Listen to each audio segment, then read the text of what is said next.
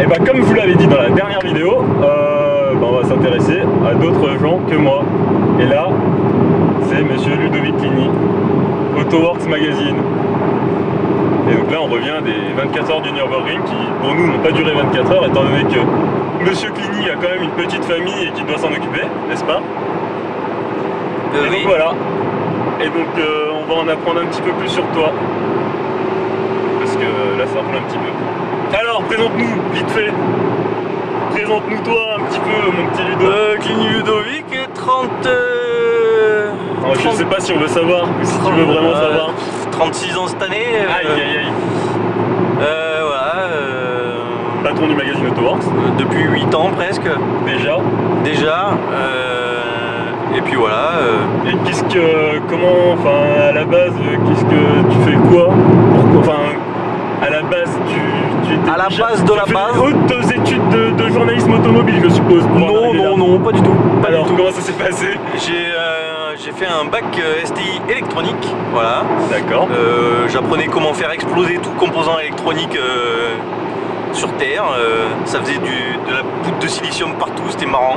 D'accord. Donc un bac électronique. Après j'ai fait un BTS informatique industrielle où on apprenait à démarrer des cafetières avec des PC, à programmer des robots, tout ça. Enfin, c'était la domotique quoi. Non, de la robotique plutôt. Okay, la robotique et surtout de la programmation. Et en fait, donc du coup, j'ai commencé mes premiers boulots dans l'informatique où j'étais gestionnaire de parc pour des sociétés. Et puis un jour, j'en ai eu un peu ma claque. C'est surtout que j'avais fait vraiment le tour de la question et j'avais besoin de faire autre chose. Et puis depuis, j'avais rencontré un ami qui s'appelle JC. JC, tiens. Et avec ce JC, on a eu cette idée folle de se dire pourquoi pas nous, pourquoi pas faire un magazine de voitures japonaises. Mais alors attends, j'ai l'impression que tu brûles un petit peu les étapes parce que oui, on va tout dire. Ouais. Il y a eu quelque chose entre temps, non? Quand tu gérais un parc de PC pour une certaine boîte qui était un petit peu dans la japonaise avant aussi, non? Non, oui, moi après, alors, je suis arrivé dans une société dans le 95 et je gérais toute une flotte de PC pour eux. D'accord. Et c'est là que j'ai acheté ma Subaru. En fait. Voilà. Donc j'étais passionné de japonaise à cause de ça, c'est que j'ai été mordu par ma Subaru. Voilà, je l'ai gardée 5-6 ans celle-là. Une GT en fait 2000 qui était avec une petite prépa sympa. Et puis j'ai rencontré JC comme ça puisque j'ai découvert qu'il y avait ce magasin de pièces japonaises à côté de mon boulot. Donc en fait tout le temps de travail que j'avais pas du travail, donc c'est-à-dire souvent j'étais dans le garage avec JC en fait pour les pauses café, les pauses clopes alors que je fumais pas. D'accord. Voilà. J'étais souvent au garage, surtout aussi pour le soutenir parce que le pauvre il était tout seul dans ce garage morbide où il déprimait la mort. Donc c'est comme ça qu'on a fait vraiment connaissance, qu'on est devenus amis et que voilà. Et après c'est vrai qu'on s'est plus revus parce que lui il a repris ses études et moi je continue à bosser dans le 95. Et puis un jour on s'est revus et cette idée folle de créer un magazine et on a recroisé qui a eu cette idée folle de nous accoucher cette mascotte en fait qui a tout déclenché le jour où il nous a montré ça. D'accord, et donc c'était pas ta première voiture cette sous? Non. Quelle a été ta première voiture? Première voiture, une Alpha 33 4 carbus. 4 carbus. Donc c'est un 4 cylindres à plat avec 2 carbus double corps Weber en fait, qui est dessus. C'était un 1,7 litre 143 chevaux à l'époque. Qui était plutôt pas mal pour une première voiture, hein, un truc qui était sympa. Moi je l'aimais beaucoup cette voiture. Et puis un été j'ai roulé sans huile, voilà. Un peu, quelle idée. J'étais préoccupé par beaucoup d'autres choses. Voilà, et du coup j'ai roulé sans huile, donc le moteur, voilà. Et pourtant il a roulé longtemps sans huile, je pense. D'accord. Donc il a tenu en même temps, à cet âge-là, on a autre chose à penser que de mettre de l'huile dans sa voiture. Voilà. Il y a la sono, il y a les nanas, enfin bref. Ouais. Donc du coup j'ai changé. Après j'ai pris la même mais plus récente de 91 avec un 1700 injection cette fois. Ouais. Et c'était une quadrifolio, donc c'était le modèle haut de gamme à l'époque de la 33. Bon, pas de cuir ni rien, mais c'était high level. Et du coup c'est vrai qu'elle était mieux. Celle-là, il y avait un peu plus de chevaux. Elle était beaucoup plus propre. Et puis voilà. Puis après, celle-là en fait je l'ai gardée jusqu'à ce que je monte travailler à Paris. Ouais. Bon, entre-temps, il y a eu un crash sur de la neige un jour. Donc, c'est comme ça que, de toute façon, on met tous le doigt dans l'engrenage un jour. C'est qu'elle était full stock. Et puis, un crash au ski, hop, il faut changer un amortisseur. Donc, ben, on en change 4. On met des, D'accord, ok. on met des rabaissés et tout machin. Donc, et puis voilà. Et puis en 2001, je suis monté BTS en poche. Je suis monté à Paris pour chercher du travail. Et un jour, ça peut servir. et un jour, en sortant du boulot, il y a une pour dire le mot tout bonnement, tout simplement, qui faisait une marche arrière dans sa rue, qui n'a pas vu que je passais, et elle m'a littéralement défoncé les 3 quarts de la bagnole. Voilà. D'accord. Donc du coup, c'était l'occasion de changer pour. Ah ben non, j'ai pas changé pour, puisque je suis resté 6 mois sans voiture. Ah oui, impeccable. Voilà, donc je suis resté 6 mois sans voiture jusqu'à ce que je trouve un jour le Saint Graal. En fait, dans le 77, je suis allé chez un... C'est pas un... Comment on appelle ça? C'est un dépôt-vente en fait. Où je suis tombé sur cette GT rouge, parce que j'en avais vu des annonces, mais j'en avais jamais vu en rouge. Original, ouais, c'est vrai. Ouais, en région parisienne, je crois qu'il y en avait 2-3 en fait en rouge. Donc c'était une GT 2000 avec l'ABS, elle était rouge et tout, et je suis tombé mais red dingue de la voiture, et je crois que la semaine d'après elle était chez moi. Voilà. D'accord. Et donc alors, tes meilleurs souvenirs de voiture, autour de la voiture? Mes meilleurs souvenirs de voiture, il y en a plein, parce qu'avec le magazine, j'ai quand même essayé pas mal de voitures, voire même beaucoup de voitures. Parce qu'il y a eu un petit voyage au Japon, il me semble. Ouais. Ben, je crois que ça, c'est pas la voiture qui m'a marqué, c'est le voyage, hein, parce que la voiture, c'était quand même une S13 plus pourrie que ça, on pouvait pas faire. Bah voilà, mais ça a largement suffi en fait pour ce qu'on avait besoin de faire à Ebisu. Ça reste souvenir voiture, ouais, c'est un des plus beaux souvenirs. Après, il y en a plein d'autres, parce que je crois que un des plus beaux souvenirs, c'est peut-être le premier essai qu'on a eu avec le magazine.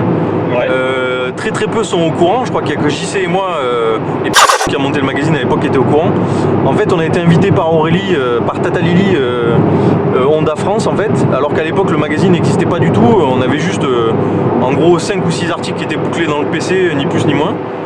Et ce jour-là, elle nous a fait confiance, elle nous a invités à la présentation gamme Honda au Céram, donc à Mortefontaine, sur la piste d'essai. Alors qu'il n'y avait même pas de contenu. Alors qu'on n'avait rien, on n'avait pas de carte de presse, on n'avait pas de carte de visite, le site internet n'existait pas, et on a présenté un article technique avec des tops dessus. Voilà. Ah oui, c'est vrai, exact. Voilà, exact parce exact. que le premier story civique. Il y avait le premier story civique, il y avait des petites tubs dessinées un peu partout. et bon, ce jour-là, j'ai pas pu faire autrement, parce que on a voulu le montrer, mais on a montré ça au numéro 2 de chez Honda France, quoi. D'accord. Ouais. À Monsieur de Culto. Donc j'avais le doigt dessus, donc je sais pas s'il l'a vu. C'est passé. Voilà. Et ce jour-là, en fait, Aurélie, elle nous a invités déjà, c'était énorme. Alors avec JC, on s'est fait plaisir, parce qu'on a essayé de la S2000, on a essayé de l'Accord K24, on a essayé de la Civic, on a tout essayé. Et puis, comme c'est sur la petite piste d'essai qui fait le tour du Céram, on s'est régalé, surtout avec la S2000. Et surtout, on nous a permis d'essayer sur l'air plane, en fait. Alors même si c'est que de l'air plane, même si ça représente pas grand chose, on nous a permis d'essayer à l'époque la Civic, en fait, de rallye Team Yas, qui allait pressentir en fait des nouvelles Civic de WTCC. D'accord. Donc on a essayé une Civic de WTCC avec la boîte à crabot, tout la vraie de vrai, quoi. Tout va bien. Et ça c'était dingue, parce que on arrive là, on n'existe pas du tout. Et là, il y a quelqu'un qui nous fait confiance et qui nous dit tenez, voilà une voiture à 200 000 balles, conduisez-la. Voilà, donc ça c'est gros souvenir, parce que c'est le tout premier. Puis après, bon, il y en a eu plein. Il y a l'essai de la GTR qu'on a attendu pendant très longtemps. Quand on l'a eu, celle-là, on en a bien profité. Puis voilà, il y a... Et alors, il me semble que le drift et Mr. Cleany, ça a quand même une petite histoire d'amour. Alors comment c'est venu? Pourquoi le drift à un moment donné Ben en fait, je sais pas comment c'est venu, c'est juste parce qu'on en parlait beaucoup dans le magazine. Ouais. Je trouvais ça cool. À l'époque, je faisais un peu de karting, je faisais un peu de trucs, et je me suis toujours dit que le chrono c'était pas pour moi, parce qu'il fallait bosser dur en fait pour abattre le dernier dixième qui permettait d'être meilleur que l'autre en fait. Ouais, c'était peut-être pas gratifiant en fait pour la quantité d'efforts qu'on rend. Voilà, et puis je me faisais chier en fait. C'est vrai que la sub, quand je la mettais sur piste, je crois que la dernière fois que je l'ai fait pour la sub, en fait, c'est même avec JC. Et on s'est fait chier, mais pas permis, quoi, parce que lui il en a vomi, je crois même, parce qu'il filmait un peu ce que je faisais, et au bout de 2 tours il m'a dit faut que je descende, et puis il a tout vomi. Donc c'est vrai que le circuit, vraiment le chrono, j'aime bien, mais à petite dose, à force, je me fais chier, quoi. D'accord. Et puis j'ai une sale tête quand je conduis en plus en chrono. un peu comme maintenant. Un peu comme là, quoi. Ah tiens, ça va à Osfar. Ah oui, ça va à Osfar. Mais voilà, du coup, c'est JC un jour, comme JC travaillait au Japon à l'époque, au début du magazine, un jour il m'a appelé et je lui avais dit de m'envoyer quelques petites annonces qui passaient aux enchères régulièrement et que si jamais il y en a une qui me plaisait, pourquoi pas, quoi. Et puis un jour il m'envoie une annonce, il me dit celle-là, il dit je vais aller la voir, elle est pour toi, elle est parfaite. Et c'est vrai que tout de suite, gros coup de cœur sur l'annonce de la voiture, alors qu'elle était moche au départ, parce qu'il y avait une espèce de flaming blanc sur tout le côté de la bagnole. Elle était mais moche. Mais alors ça, je suis pas au courant, pardon. Elle était moche, mais comme un pou, la voiture. D'accord. Et ils l'ont enlevée avant qu'elle parte du Japon, en fait. Et du coup, il va l'essayer à Ebisu. Alors là, il m'envoie une petite vidéo parce que le peu de pneus qui restait, il l'a tout fumé. Et il m'a dit, elle est parfaite, il faut que tu la fasses venir. Et donc, ni une ni deux, je me mets en relation avec Andy, Power Vehicles. 2 mois plus tard, la voiture arrivait à la maison. Impeccable. Et puis après, il y a des périples avec la voiture. Oui, non, mais parce que je voulais revenir là-dessus. Donc c'est comme ça que la voiture est arrivée, qui a fait que je me suis mis au drift. D'accord. Et comment tu vois un peu l'évolution de la discipline en France, sans faire de polémique, parce que c'est toujours un sujet un petit peu délicat, le drift en France? Je le vois pas bien pour l'instant parce que... Attention, pas de gueule de bois. Non, moi je vais être très clair, je pense que aujourd'hui le drift c'est un sport, c'est dommage parce que partout dans le monde, c'est le sport automobile qui grossit le plus vite. Ouais. Bizarrement en France, ça fait 15 ans que tout le monde veut s'en occuper et ça fait 15 ans que ça décolle pas. Le pourquoi du comment, c'est que tout simplement le français de base n'est pas fait pour ce sport-là. Oui. Parce que quand on aime ce sport et qu'on le respecte, qu'on sait d'où ça vient, c'est-à-dire du Japon, la première qualité qu'il faut pour être bon dans le drift, c'est respecter les gens. L'humilité et le respect. Voilà, l'humilité et le respect, respecter l'adversaire, respecter les juges. Et il y a trop d'exemples depuis... ça fait 8 ans qu'on est dans le milieu, ça fait 8 ans qu'on voit des compétitions de drift. Ça fait 8 ans, il peut pas se passer une compétition sans qu'il n'y en ait pas un qui ramène sa fraise en disant « Ah ouais, mais là, l'autre, il a été mieux jugé que moi et tout. » Enfin, voilà. D'accord. Le français de base est comme les Italiens. C'est pas pour rien qu'il n'y a pas de championnat en Italie. Donc, il y a déjà pour ce problème-là.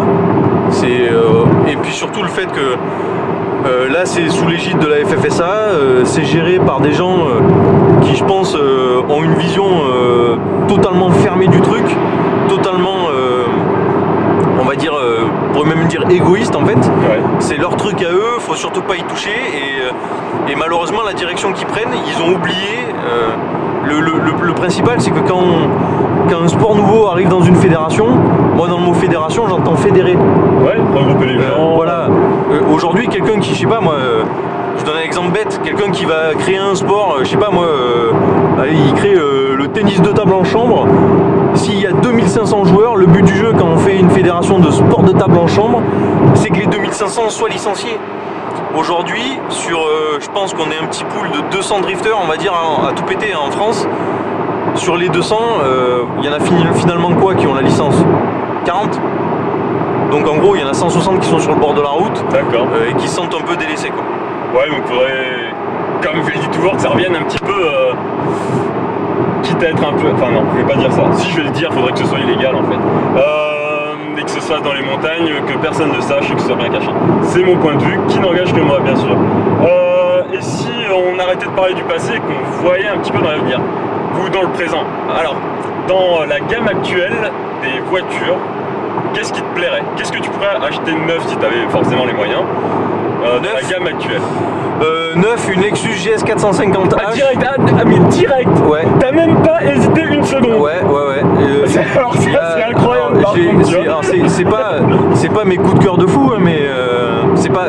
Disons que tout à l'heure, quand on parlait de mes meilleurs souvenirs automobiles, c'est pas mes meilleurs souvenirs, mais si on doit retenir des voitures de tout ce qu'on a pu essayer avec le magazine, si demain j'avais 70 à 80 000 euros à mettre dans une voiture, ça sera pas la GTR déjà.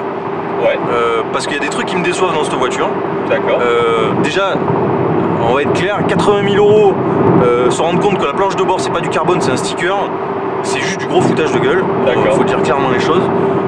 Bon après c'est pas pour ça que je l'achèterai pas, c'est juste parce qu'aujourd'hui... Oui, c'est des détails qui font que voilà, aujourd'hui j'ai pas, si je veux une voiture qui soit et sportive et familiale, la GTR ça fait pas l'affaire. Et c'est vrai que dans les essais, on a eu la chance d'essayer 2 Lexus, voire 3 Lexus. Et dans les 3 qu'on a essayé, on a laissé l'ISF, alors qui m'a laissé une marque, mais alors indélébile cette voiture. Malgré la boîte qui veut pas passer quand on veut et qui veut pas être regardée quand on le fait. Ouais, non, c'est parce que c'est moi qui merdais en fait. D'accord. Quand sur la vidéo, c'est moi qui faisais n'importe quoi, mais c'est vrai que cette voiture, elle m'a... D'accord. Une semaine, ça a été trop court, je voulais la garder et pas la lâcher. Et après, on a essayé la GS 450H. Ouais, et alors là, c'est un engin de folie, parce on a l'impression qu'il y a autant de chevaux que dans l'ISF. Et même en lui tapant dedans tout le temps, on dépasse pas le 12 litres au 100. C'est incroyable, c'est vraiment incroyable. Donc ça consomme quand pas. Quand on connaît le poids de l'engin et tout ça, c'est vrai que ça consomme pas, c'est ultra luxueux. C'est un super beau bijou. En plus, on a vu la GS 450 F Sport, elle a une gueule de fou. Parce que le kit carrosserie F Sport, justement, il est magnifique. Il exacerbe vraiment c'est vraiment de toutes les autos qu'on a essayées, si j'avais les moyens d'en acheter, voilà. D'accord. Ça serait celle-là. Impeccable. Bon ben, maintenant il n'y a plus qu'à passer à la petite surprise que je t'avais réservée, c'est-à-dire l'interview à 200 km/h. ça va être... Alors le but du jeu, c'est de répondre le plus vite possible à la succession de questions que je vais te poser. Donc tu as le choix entre 2 réponses. La première, moi j'ai une question d'abord, c'est est-ce qu'on est sur une illimitée ou pas là? Alors oui, on est sur une Porsche illimitée. Et d'ailleurs on va le faire vite fait parce qu'elle va plus passer à l'illimité. Voilà.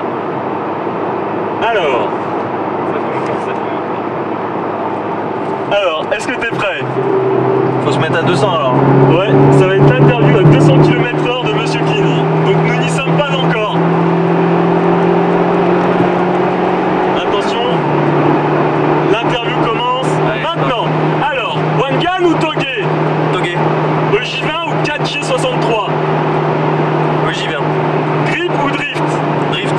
Atmo ou turbo? Turbo. Prost ou Senna? Senna. Hybride ou diesel? Hybride.